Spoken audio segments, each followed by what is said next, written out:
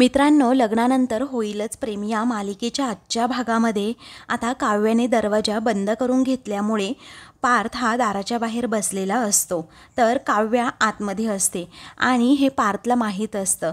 पार्थ आता काव्याला म्हणतो, मला डिवोर्स नको आहे काव्या. हे ऐकून काव्या तर अगदी हादरूनच जाते, कारण लग्न मोडणं हे खूप सोपं आहे, परंतु लग्न निभवण्यासाठी ना जिगर लागते आणि मला ना दुसरा पर्याय निवडायचा आहे असं पार्थचं मत स्पष्टपणे असतं आणि तसं तो काव्याला बोलून सुद्धा दाखवतो. मग काव्या सुद्धा तिचा निर्णय सांगते आणि म्हणते की पण मला पहिला आणि सोपा पर्याय निवडायचा आहे. हे ऐकून पार्थला आता धक्का बसतो, परंतु तो अजिबात त्याच्यातील हिंमत हरत नाही, आत्मविश्वास ढळू देत नाही, कारण त्याच्या मनात कुठे ना कुठे असतं की काव्या दिवस का होईना मित्र म्हणून माझा नक्कीच स्वीकार करेल. त्यानंतर काव्या आता रडतच म्हणत असते, खूप प्रयत्न केलाय मी, आज बरोबर 1 महिना घालवलाय मी तुमच्यासोबत, यामध्ये काहीही बदल झालेला नाहीये माझ्यात, कारण या अगोदर सुद्धा मी तशीच होते आणि आत्ताही तशीच आहे. मग पार्थ आता म्हणतो, पण मी बदललोय ना काव्या, मी आता तसा राहिलेलोच नाहीये जसा मी लग्नाच्या पहिल्या दिवशी होतो, कारण आता मी खूप म्हणजे खूप पुढे निघून आलोय आणि आता मला सुद्धा खात्री आहे की तुम्ही सुद्धा 1 पाऊल पुढे याल. मला माहिती आहे तुम्हाला हे ऐकायला आवडत नाही, पण आई खरोखरच हे म्हणते की लग्नानंतर होईल प्रेम, पण आता मी तर तसंही म्हणत नाहीये, कारण प्रेमाअगोदर आपल्यामध्ये मैत्री तर होईलच, पण त्यासाठी तुम्हाला एक चान्स तर द्यावा लागेलच ना. पार्थ अगदी प्रामाणिकपणेच काव्याला विचारतो, तेव्हा काव्या पार्थच्या बोलण्याचा खूप विचार करत राहते. त्यानंतर तो म्हणतो, थोडा वेळ तरी तुम्ही मला दिलाच पाहिजे. अहो काव्या, आजपर्यंत मी तुमच्याकडे खरंच काही मागितलं नाही, परंतु आज काहीतरी मागतोय, मला थोडा वेळ द्याल?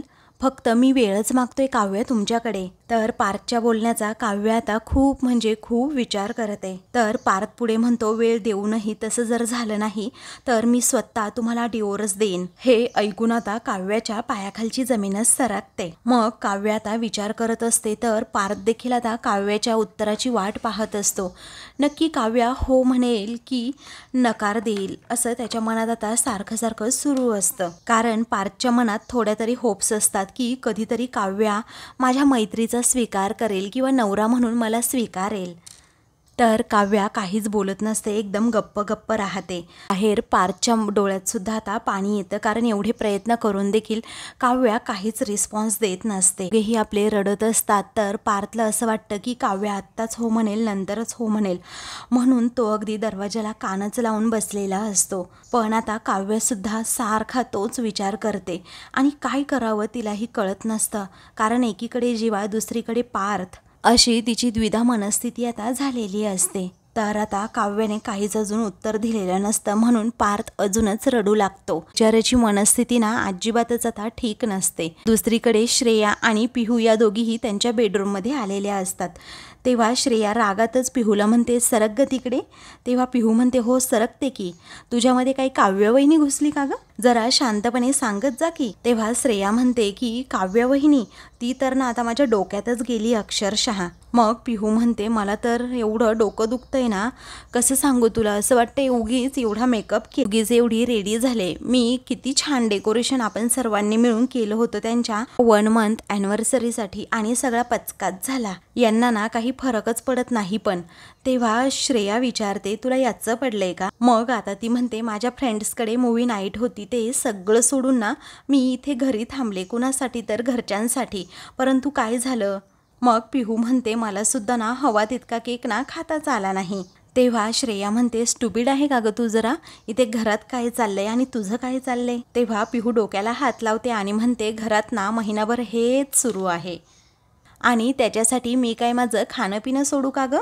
मी खरंच सांगतीये, म्हणजे बघ ना, मी इतके दिवस घरात नव्हती, समर कॅम्पसाठी गेलेली, वर्कशॉपसाठी सुद्धा गेली होती, पण मी जेव्हा घरात आले ना तेव्हा मला असं वाटलं सगळं चेंज झालं असेल आणि अगदी मस्त झालं असेल वातावरण घरातलं सुद्धा. अरे पण यांची फाईट कधी संपतच नाही अरे यार, असं वैतागूनच पिहू म्हणते. मग आता श्रेया म्हणते, हे सगळं ना फक्त काव्यवहिनीमुळे होतंय, कारण सगळ्यांनी हे लग्न मान्य केलंय, परंतु तिलाच एकटीला होत नाहीये ते लग्न मान्य.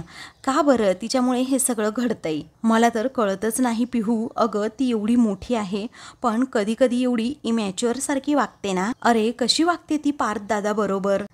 तेव्हा पिहूला लगेचच पार्थ आणि नंदिनीच्या लग्नातील ते क्षण आठवतात की जीवा आणि काव्यताईच्या प्रेमाबद्दल तेव्हाच समजलं होतं आणि त्यामुळे काव्यवहिनी अशी वागतीये. मग आता ही मॅच्युअर नाही आहे गती, हेल्पलेस आहे असं पिहू काव्याची बाजू घेत सांगते. मग श्रेया म्हणते, गप्प बसा तुला काही कळत नाही ना? अगं तुला कळत नाही का? आपला पार्थदादा तिची किती हेल्प करतो, तिच्याबरोबर किती चांगलं वागतो आणि तिचं काय नेहमी रूढ वागणं सुरू असतं. तिला त्याच्याशी असं प्रेमाने वागताच येत नाही का? तेव्हा पिहू वैतागते आणि म्हणते, कसं वागणार चांगलं, कारण तिचं तर जी असं म्हणून ती आता तोंडातला शब्द तोंडात ठेवते. मग श्रेया एकदमच शॉक होते आणि विचारते, तिचं काय जी? सांग ना मला नक्की काय होतंय, काय बोललीस तू पिहू? तेव्हा पिहू आता खूपच घाबरलेली असते. तिला काय सांगावं कळतच नाही. ती एकदमच गप्प राहत हळूच श्रेयाकडे पाहते. मग पिहू आता विषय टाळते. श्रेया विचारते, काय? अगं सांग की पटकन, आणि माझ्यापासून काही लपवायचं नाही हा असं. पिहू म्हणते, काही नाही ग, कारण तुझी जुनी सवयच आहे ती मला चांगलीच माहीत आहे. मग त्यानंतर पिहू आता जरा घाबरलेलीच असते. श्रेया पुन्हा एकदा तिला म्हणते, हे बघ पिहू, तुझ्या अशा वागण्यामुळे, तुझ्या अशा लपवण्यामुळे जर काही घोळ झाला तर मी तुला अजिबात वाचवायला येणार नाही हा, कारण तू ना नेहमी असंच करत राहते. सो प्लीज मला सांग नक्की काय आहे ते. तेव्हा पिहू आता खूपच घाबरलेली असते. तिला काय सांगावं कळत नाही. मग आता ती फक्त म्हणत असते, अगं ते ना, अगं तिचं ते, असं म्हणून ती पटकन आता झोपते आणि अंगावर पांघरूनच घेते आणि श्रेयाला काहीही सांगत नाही. हे पाहून आता श्रेयालाच धक्का बसतो. ती म्हणते, पिहू असं करू नकोस, परंतु पिहू आता ऐकतच नसते. दुसरीकडे आता रम्या ही घरी आलेली असते. या घरी काय काय प्रकार घडला हे सगळं वसू अगदी आनंदाने मिरची मीठ लावून तिला सगळं काही सांगते. तेव्हा रम्या मात्र खूप हसते आणि म्हणते, आई तू हे काय सांगतीये? अगं म्हणजे खरंच असं काही घडलंय का? म्हणजे नंदिनीने काव्याच्या कानाखाली मारली त्यावेळी? हो असं आता वसू म्हणते. त्यानंतर रम्या म्हणते, अरे यार मी उगीच हे सगळं मिस केलं, उगीच तिकडे मी अशी गाल फुगवून बसले, मी बापरे खरंच खूप मोठा ड्रामा मिस केला. तेव्हा वसू म्हणते, नाही तर काय, अगं तरी सुद्धा मी तुला 1000दा मेसेज करत होते आणि फोन सुद्धा करत होते, हे सांगण्याचा प्रयत्न करत होते तुला की आपण जसं ठरवलंय ना तसंच सगळं घडतंय, तू घरी ये म्हणून. पण नाही ना, आमच्या बाईसाहेबांचा इगो त्यांच्या नाकाच्या शेंड्यावर बसलेलाच असतो. आता मी तरी मग काय करणार? तेव्हा रम्या वैतागूनच म्हणते, आई प्लीज.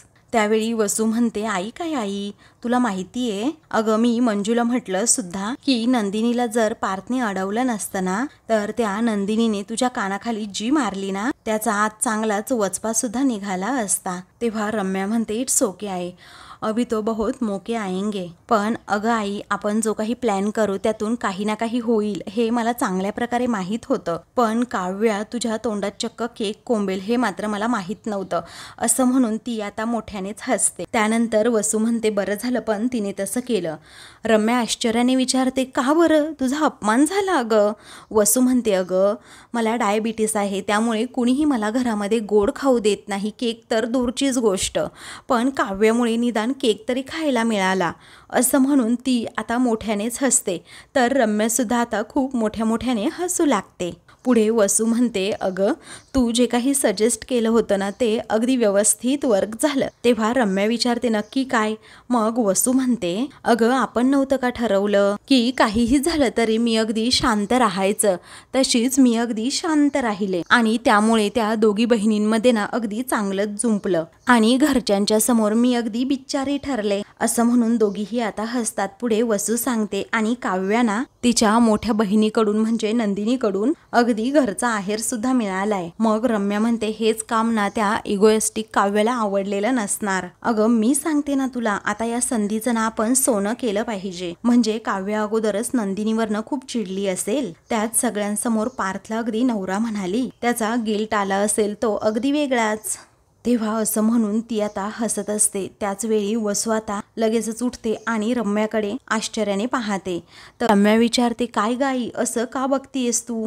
तर आता वसू म्हणते, तू बरी आहेस ना रम्या नक्की? मग ती म्हणते, हो आई मी बरी आहे, ठीक आहे. तेव्हा वसू विचारते, अगं तसं नाही बाळा, अगं काव्याने सर्वांसमोर पार्थला नवरा म्हटलं त्यामुळे तुला जलस फील नाही होते का? तेव्हा रम्या म्हणते हो, कारण मला ना काव्याची नस चांगल्या प्रकारे कळली आहे आता, कारण आज ती जे काही बोलली ना ते रागाच्या भरात बोलली, पण आता ती जे काही बोलली आहे ना त्यावरनं ती रूममध्ये स्वतःच डोकं आपटून घेत असेल बघच तू. अगं आई, तुला माहीत नाही, काव्या एक वेळ मरेन परंतु पार्थचा नवरा म्हणून कधीही स्वीकार करणार नाही, हे मात्र नक्की. तेव्हा वसू आता मोठ्यानेच हसते आणि म्हणते रम्या, हे जर असं झालं ना तर अगदी उत्तमच होईन. तेव्हा आता रम्या खरंच असं म्हणते. त्यावेळी वसू विचारते पण पुढे काय करणार आहोत आता आपण? मग रम्या म्हणते पुढे खूप काही करणार आहोत आपण, ही तर फक्त सुरुवात होती अगं आई, परंतु त्या नंदिनीला अजून माझी पुढची चाल काही माहीत नाही. आता ती गाफील असेल आणि तेव्हाच मी काव्याला माझ्या जाळ्यात ओढेन, कारण त्या नंदिनीने मला ससा कासवाची गोष्ट ऐकवली होती ना, परंतु आज त्या गोष्टीमध्ये एक बदल घडणार आहे. आज ससा आणि कासवाची मैत्री होणारच. इकडे नंदिनी आता हॉलमध्ये आलेली असते, कारण जीवाचं वागणंच तिला आवडलेलं नसतं. मग आता ती बिचारी रडत असते.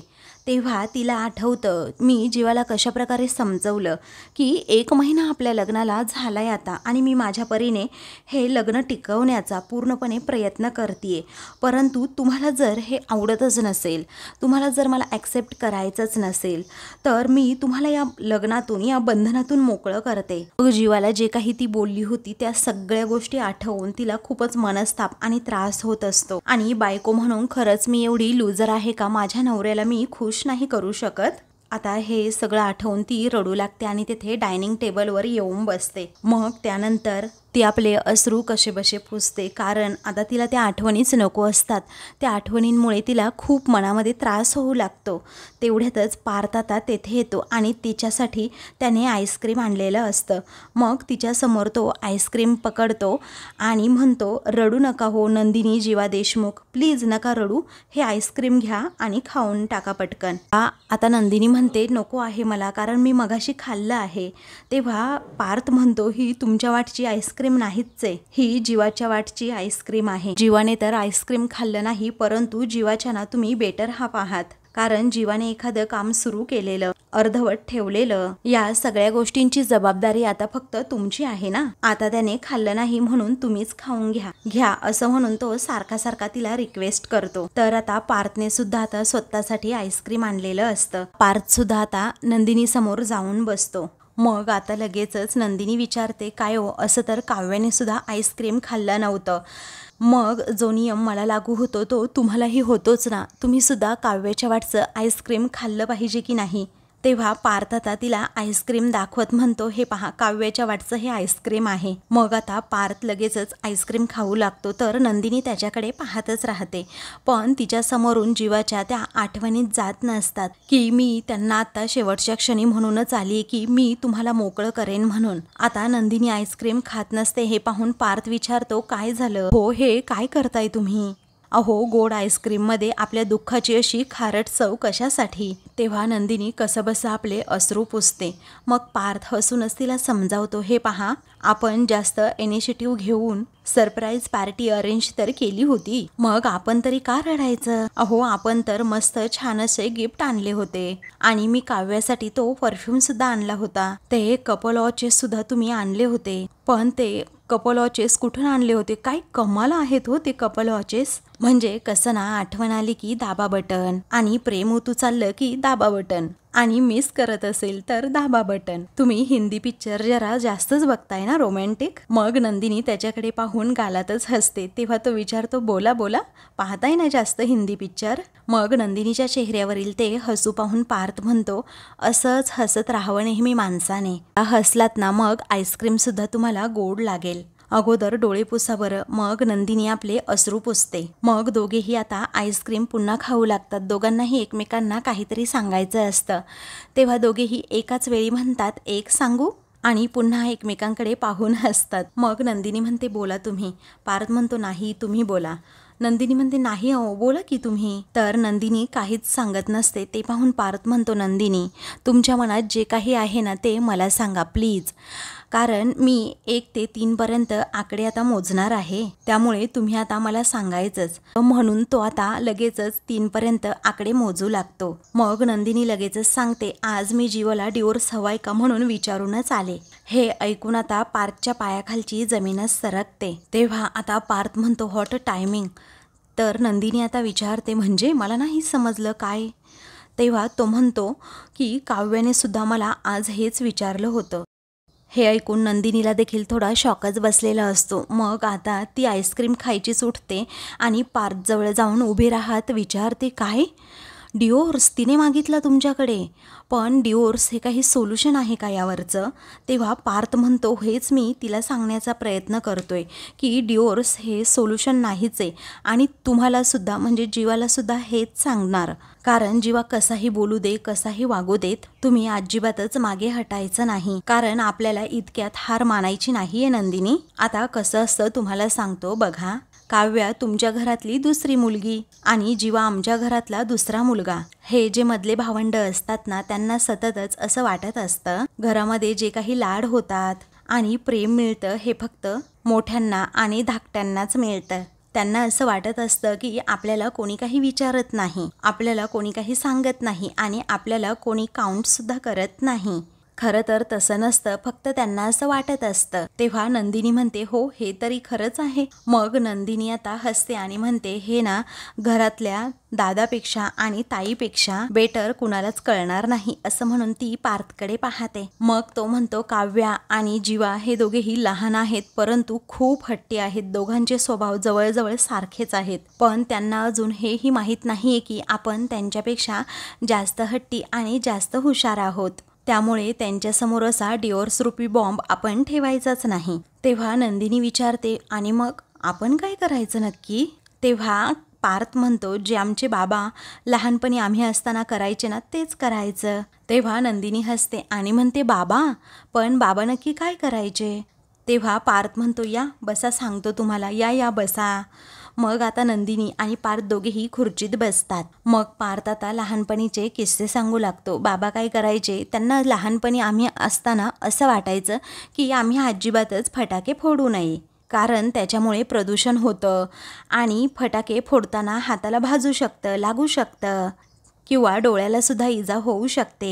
ते आमचं सगळं लक्ष रॉकेट आणि सुतळी बॉम्बवरून कंदील आणि फराळावर वळवायचे. मग आम्ही सुद्धा नंतर हळूहळू विसरलो त्याला. आम्हाला ही अगदी तशीच सवय झाली. मग नंतर आमची दिवाळी फटाक्यांची नाही तर कंदील आणि रोषणाईची झाली, असं म्हणून तो आता हसतो. तेव्हा नंदिनी म्हणते, अगदी छान विचार आहेत, मग यावर आपण आता करायचं तरी काय. तेव्हा पार्थ हसतो आणि म्हणतो, त्यांना ना आपण सुद्धा अशीच आशेची पंती दाखवायची. त्यांनी डिवोर्स रूपी बॉम्ब मागितला की आपण हो म्हणायचं, पण आपण त्यांना ना मैत्रीच्या कंदिलाकडे वळवायचं. त्यांना जाणीव करून द्यायची की संसार हा दिवाळीसारखा अगदी रोषणाईचा आनंदाचा क्षण आहे, कारण त्यामध्ये मैत्रीचा कंदील सजवायचा असतो. आणि तुम्हाला खरं सांगतो नंदिनी, एक वेळ अशी येणार आहे ना, या दोघांनाही डिवोर्स नावाचा बॉम्ब आठवणारच नाही. हे कंदिलाच्या पर्यायाने दिवाळीच्या प्रेमातच पडतील. हो त्याला आता थोडा वेळ जाईल, पण आपण आपले होप्स अजिबात सोडायचे नाहीत,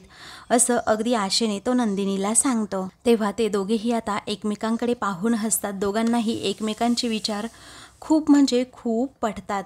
तर आता नंदिनी म्हणते, खरंच माझी काव्या ना खूप म्हणजे खूप नशीबवान आहे. तेव्हा पार्थ विचारतो, का बरं. मग नंदिनी म्हणते, किती छान बोलता तुम्ही. तेव्हा आता ती त्याच्याकडे खूप वेळ पाहतच राहते.